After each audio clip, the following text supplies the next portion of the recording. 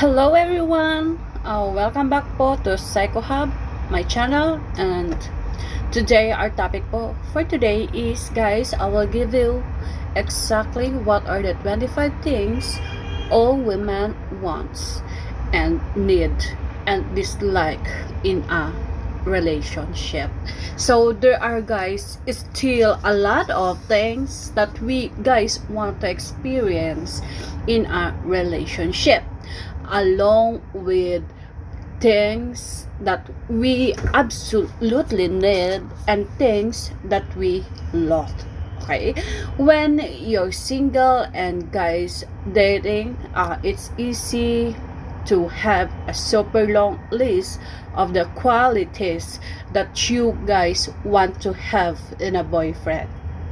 You haven't met that love of your life yet, so your imagination, guys, is totally free to run and wild. Okay, you can be, guys, as unrealistic as possible and wish for complete perfections. Okay, then, guys, you meet the right guy and realize that perfection is not only impossible, but also overrated, because this guy is so much better than your dreams. Okay, that being said, guys, there are still a lot of things that you want to experience in a relationship, along with things, guys, that you absolutely need and things that you would really love. Okay, relationship are hard work sometimes, and it really do take two people. So unless you're with, guys, someone who understands your wants and needs, and you're on the same page about their stuff, you don't really have much hope of a long lasting love relationship. Okay, there are a lot, guys, of common in things that all women agree on when it comes, guys, to what they would be cool with and what they wouldn't tolerate in our relationship. So before I'm going to start these topics, please, guys, give me like if you are interested, and see you guys later. Bye.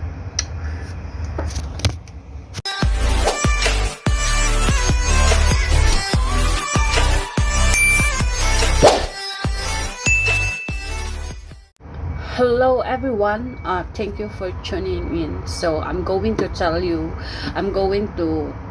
you first the last one of this method. Okay, number 25 is they want what women wants. They want, guys, we want either a guy who believes in love. Right? It's not much fun if you guys start dating a guy, totally fall for him, and think that everything is great, and then realize that, oops, he's not exactly a romantic person. More than that, okay? He doesn't actually believe in love. Wait, what? Like that. Okay, all women, guys, are definitely looking for a guy who believes in love. It's basically a requirement if you're, guys, going to get into relationship with someone. Okay, you want to make sure that you're not wasting your time and that the person that you're getting to know wants the same as you. Okay, and unless the two of you guys are in the same page, you're pretty much dumb. There are, guys, a lot of reasons that someone might say that they don't think that love is real, like maybe they were bound or they were burned in the past, but it's not something that you want to deal with. Okay, number 4 is they need, or we need, as a woman, we need a boyfriend who takes care of us Okay, look, of course, guys, you're a strong woman, and of course, you're also very independent. Okay, you don't need a man around, and you can do whatever you want to do and anything that you put your mind to. Okay, but all women need a boyfriend, guys, who will take care of them anyway. Okay, it's not that you could never do these things for yourself or that your boyfriend thinks that either. Okay, it's that he cares about you enough to want to take care of you, and that he's a warm, that is a loving, nurturing type of a person. Okay, if he's not like that, guys, then he has no business having a girlfriend, plain and simple as that. Okay, you want to make sure, guys, that no matter what goes down, whether you go through a tough time or are just homesick with a bad cold, your boyfriend, guys, will always be there for you. Okay, number 23, a woman hates a guy who is emotionally immature. Okay, can you get an amen for that? There is, guys, literally nothing worse than dating a guy who is emotionally immature. This is definitely something that all women hates. Okay, how many times have you been on a first date with someone and could just tell that they would never be able to tell you how they felt about you if things got more serious? Too many to count, yeah? And the same is true of guys that you've dated for much longer. All women, guys, absolutely hate guys who can talk about their emotions and who are just so immature that they can't process and deal with them properly. I really hate that. Okay, sorry. Next, there's no reason to waste your time with someone like this. You're not in junior high school anymore, and you want someone who can deal. Okay, number 22 is a woman, or we want as a woman someone, guys, who understand us. Okay, all women want a boyfriend who understand them. Okay, but someone who actually does. It's not lip, guys, service from a guy who it's not lip service from, guys, a guy who just wants to charm you and seduce you. It's for real. Okay, you want to be with someone who always gets where you're coming from and what you're saying and knows who you are as a person. Okay, everyone has dated at least one guy who never really got them and then shrugged their shoulders at all their choices, guys, and beliefs. Okay, that just causes a lot of stress and confusion and is no way to have a relationship. There's no reason to put yourself, guys, through that one again, because it's a truly awful experience. You not only want someone, guys, who understand you, but you also, guys, deserve to be with someone like that. Okay, number 21 is as a woman, or when all women needed a boyfriend also take care of himself. Okay, yeah, you need a boyfriend who can take care of you, but guys, you also need a boyfriend who can take care of himself. Okay, all women needs to be with a guy who lives a healthy lifestyle and is compassionate towards himself. Okay, and he should work on regular basis, eat a salad or some, and he shouldn't be self-deprecating. Okay, some vegetable most days, it's a good diet for the man. but that no one is perfect, I know that. Okay, it really sucks, guys, to date someone who can see how great he is and who insults himself all the time. Okay, you can only tell someone, guys, that they should see themselves the way that you see them enough times. Okay, eventually, guys, this will get really old and annoying, so it's much better to date someone who already take care of himself. This, guys, also proves that he's a mature adult, which is honestly in our relationship goals. Okay, number 20 is a woman hates someone who talk badly about his ex-girlfriend. Yeah, that's fact. It's fact for us women. We hate it. It's normal, guys, for someone to feel some negative emotions toward a person that they used to date, they used to love. It would be kind, guys, of weird if that wasn't happening.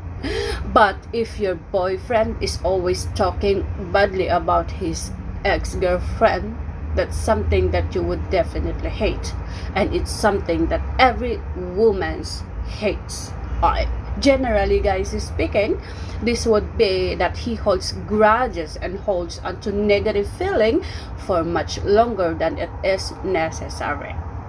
Okay, it would also makes you wonder why he's still so upset and angry. Oh, are you listening there? I told you many times like that. It would always make you wonder why you are still upset and angry. At a guys certain point, you have to move on and understand that relationships sometimes run their course, and there's no, guys, reason to keep talking and thinking about it.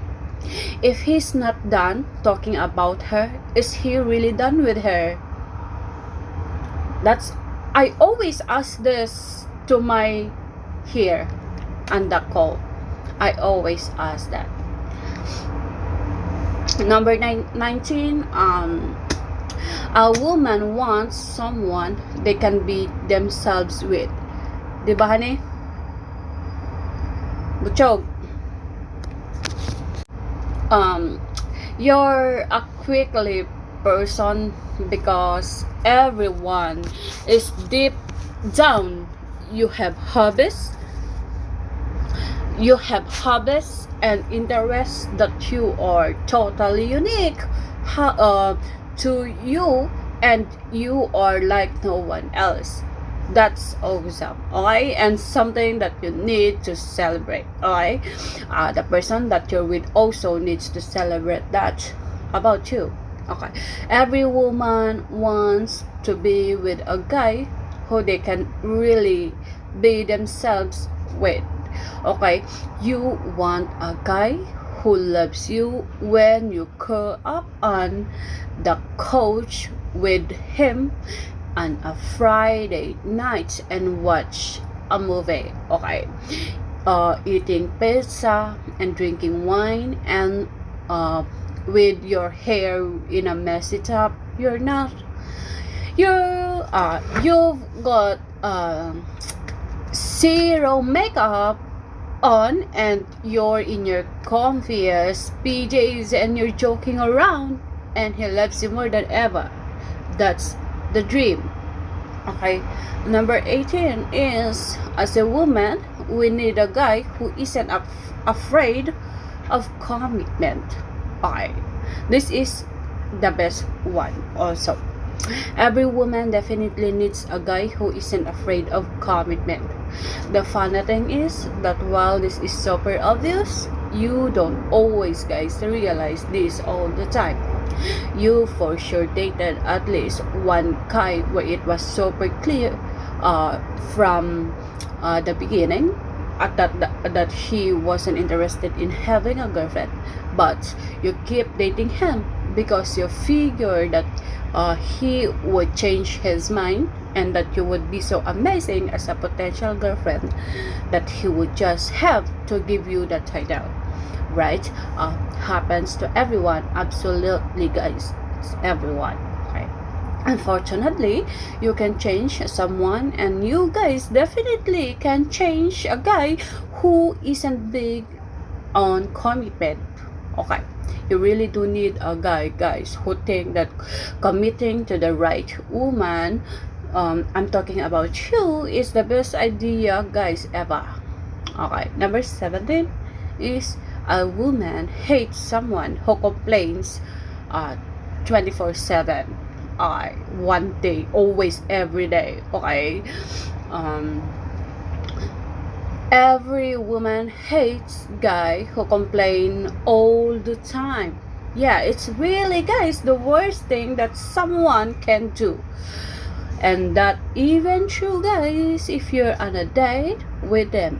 Okay, if you've been on a date with a complainer, you're probably nodding your head right now because it was such a horrible experience. Okay.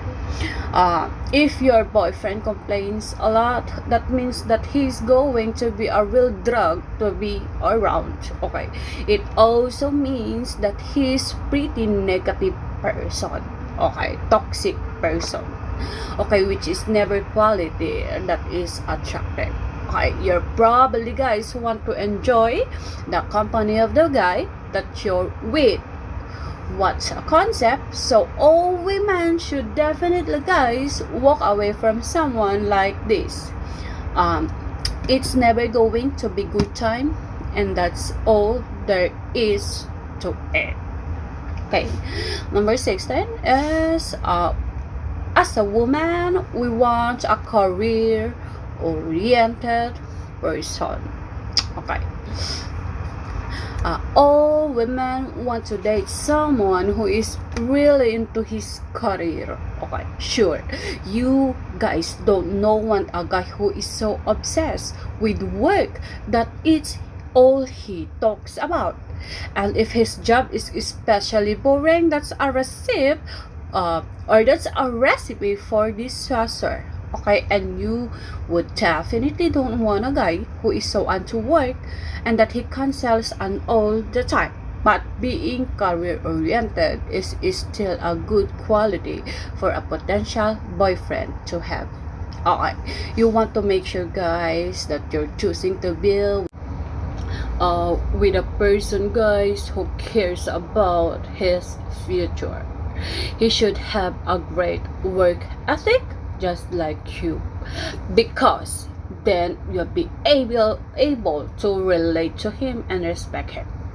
You might just want to be sure, guys, that he's motivated and inspired on a regular basis.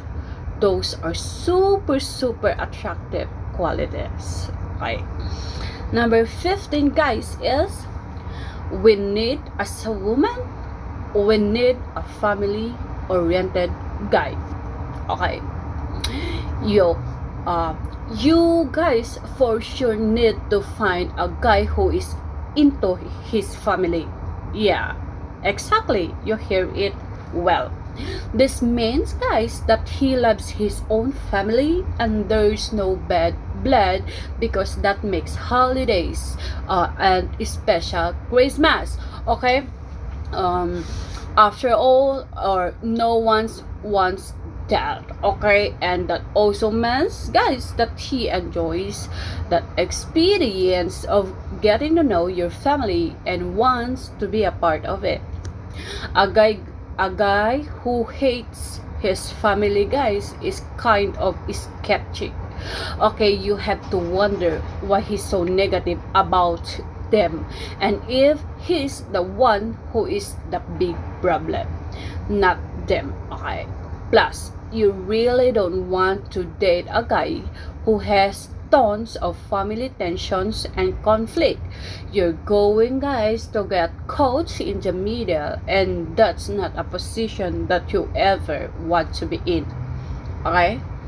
Number 14 is, as a woman, we hate a guy with a one-track mind. Okay, you know that he's thinking about, and it's not too much fun for you. If you date a guy who only cares about one thing, you're going to feel super used and just horrible in general. You don't deserve guys that.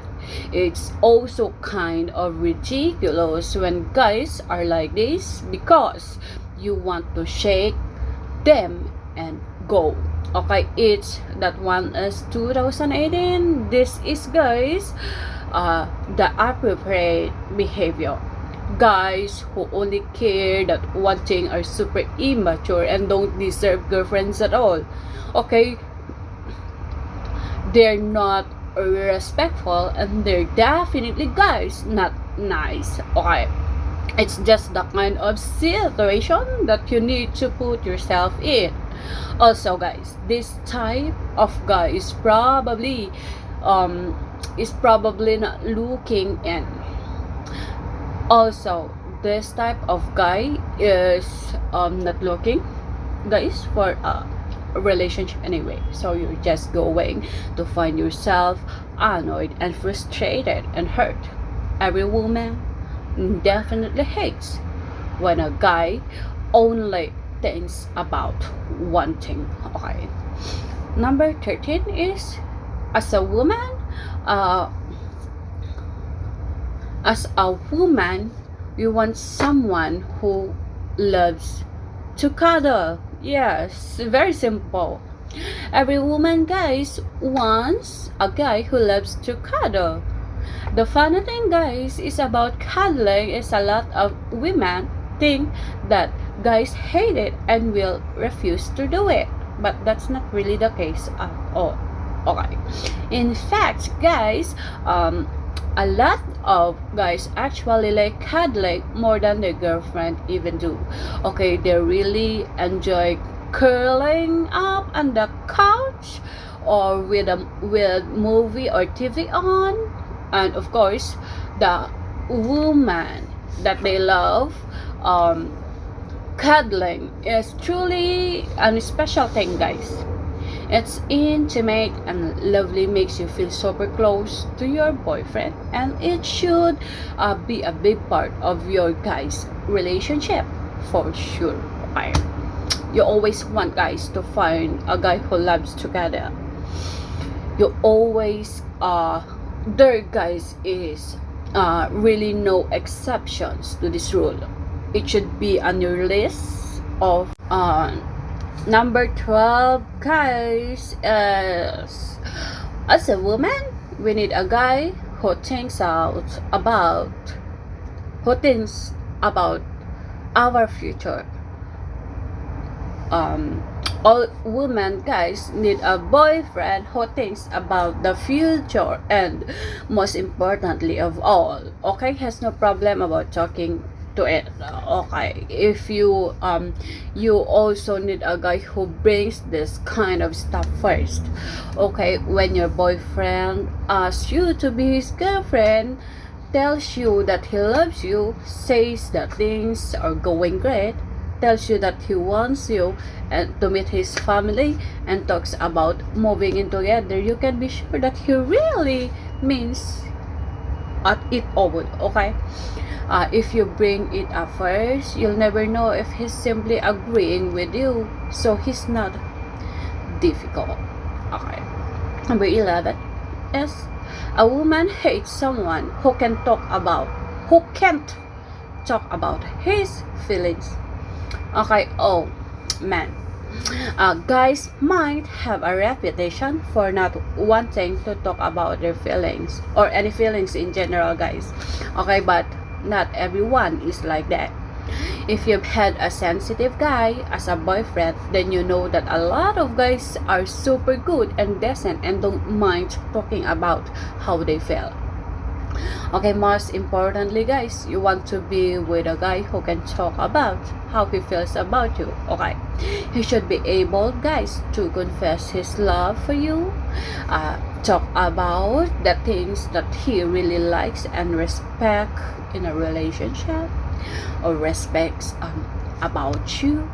Or all women, guys, hate when a guy says that he can talk about his feelings or just acts really weird and vague whenever they bring this kind of stuff up. Okay. Number 10 is when women wants someone who is love. Okay. Guys have a reputation for being so messy that they can never put their dirty or clean clothes in the right place. You always figure that when you go to a guy's apartment for the first time. You'll see socks on the floor and random paws everywhere, and it will just be super disgusting. Okay, that's not totally fair because not every guy is a slob. Okay, just like not every girl is a neat freak.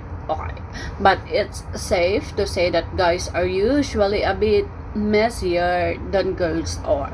You definitely want guys to date a guy who isn't have a complete slap. It just makes a time lot easier and nicer.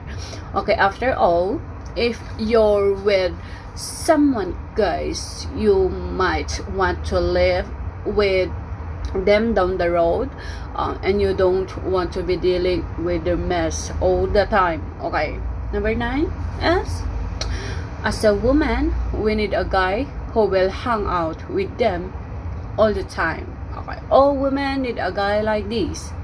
You might not think this because hey, you're independent and you do what you want and you don't even need a boyfriend.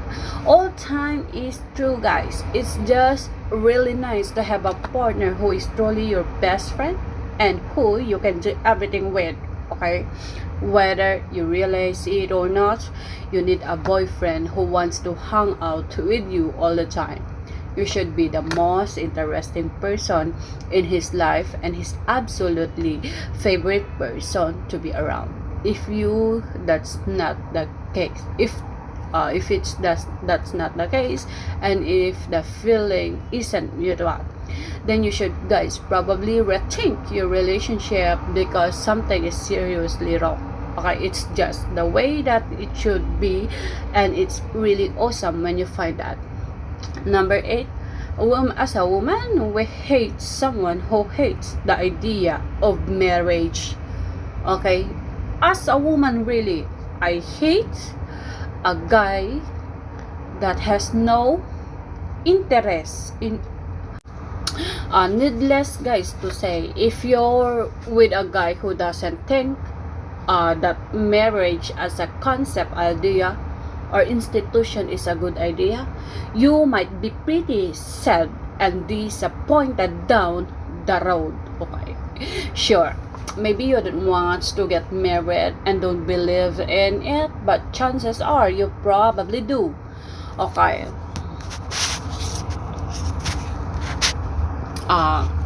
and guys, it's a waste of time to date a guy who hates marriage. You can tell yourself that he'll change his mind in the future, and you can say anything that you want to justify it, but he, guys, probably won't change his thinking on this subject. Okay, all women definitely hate a guy who hates the idea of marriage. It's just not much fun to be around someone like this, let alone be in a relationship with them. Okay, number 7 is, as a woman, we want someone who is enthusiastic and optimistic. Okay, a woman wants a boyfriend who has these two qualities. These are super important. Okay, if you guys date someone who is always in a bad mood and doesn't think that anything good will ever happen to them, that's a real downer. Okay, you don't want to hang out with someone you're going to feel pretty miserable after a while. Okay, you really want to be, guys, with someone who is enthusiastic about life and thinks that something good is always right around and inspiring. Okay, you also, guys, want to be with an optimistic um, person. Okay, this really, guys, this really no questions about that. Okay, pessimist is just the worst kind of boyfriend to have, hands down to them.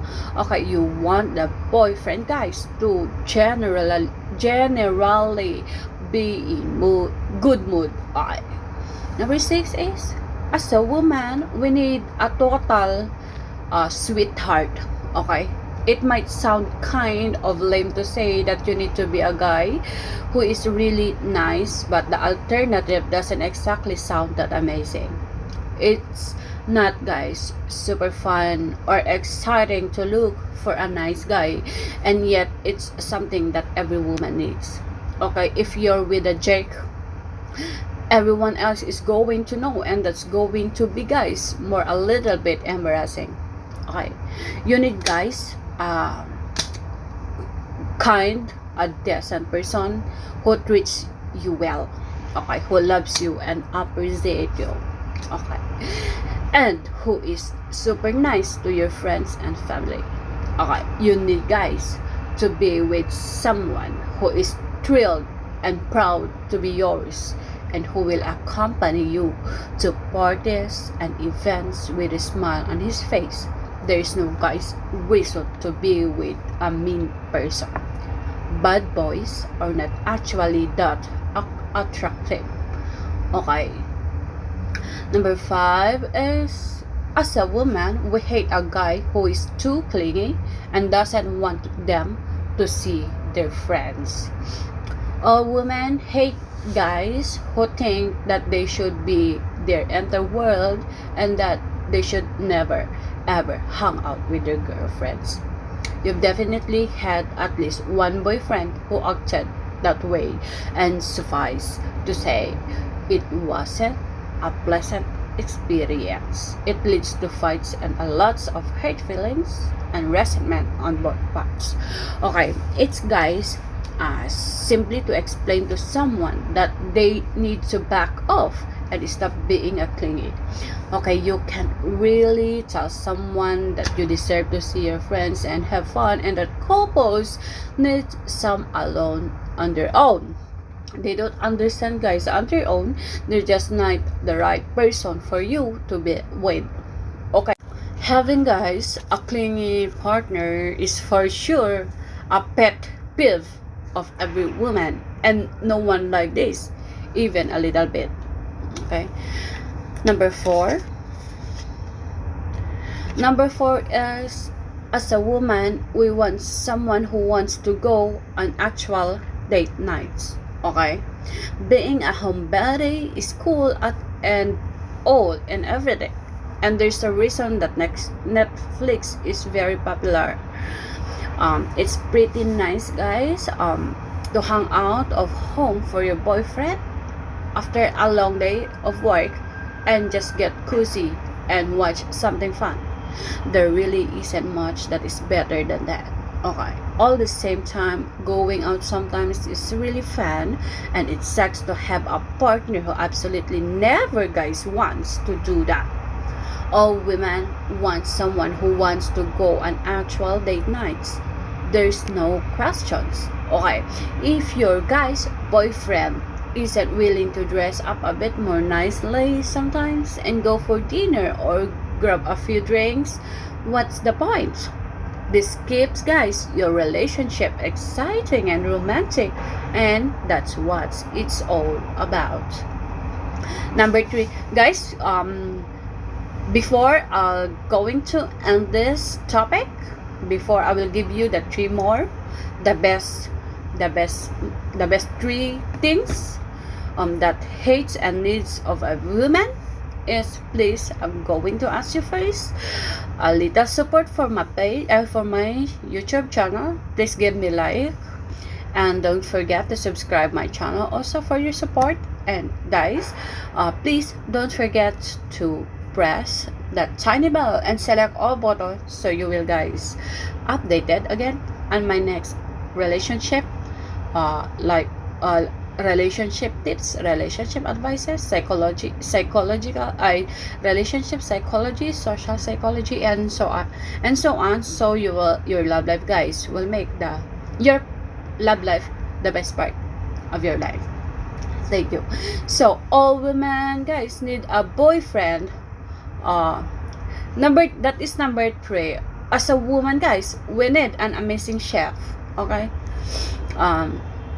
as a woman guys, we need a boyfriend who is really skilled in the kitchen. Yes, it's necessity. Why? You will again ask me why? Because life gets crazy busy sometimes. Okay, a lot of time. Okay, and when you come home guys from work and are super exhausted, it's nice to have a partner who will lend a hand. Your boyfriend has to be willing to make dinner some nights of the week. He just has to, otherwise your relationship is totally one-sided and you're the one doing all the work, and that's just ridiculous. Okay, so if your boyfriend is going to take over the culinary duties from time to time, it's only natural to want him to be a really good chef. And honestly, you need him to make really good food because of course that benefits you. You'll be the luckiest girl ever, which is totally what you deserve. Okay, number 2. As a woman, we hate someone who says he needs a lot of space. Okay, that's the point of being in a relationship. If you're just going to say that you need space and you don't want to hang out with his person on regular basis. Okay, a lot of people guys might claim that they want to maintain their independence even when they're in a relationship, but that's very different from acting like you need space and being totally insulting. Okay, all women hate guys who say they need a lot of space because this tends to mean that they don't believe in love, they don't believe in relationship or commitment. Okay, and there's no reason to be with someone who feels that way. It's a total and complete waste of time. Okay, everyone wants to steer clear of a guy who talks about space. Okay, number 1 is a woman. As a woman, we need or we want home buddies are having a moment, and it's pretty awesome. A woman want a guy who they can stay home with. That's honestly the goal when you go on a first date. Do you like this guy enough to lie and on the couch with him watching movies and eating pizza for hours on end? No, really? Do you? It's a serious question. That's the way a dating goes today. Okay, you guys could argue that you also need a guy who is homebody. Is that your sensibility? Which is true as well. If your boyfriend wants to go out in a hometown all the time and you're interested in watching a Netflix show, you're not that compatible and it's not going to work out. Okay, but if you two love hanging out at home together, you've honestly found the perfect thing. Okay, so if you guys learned something from this video, please give the like and see you guys again on my next video. Bye.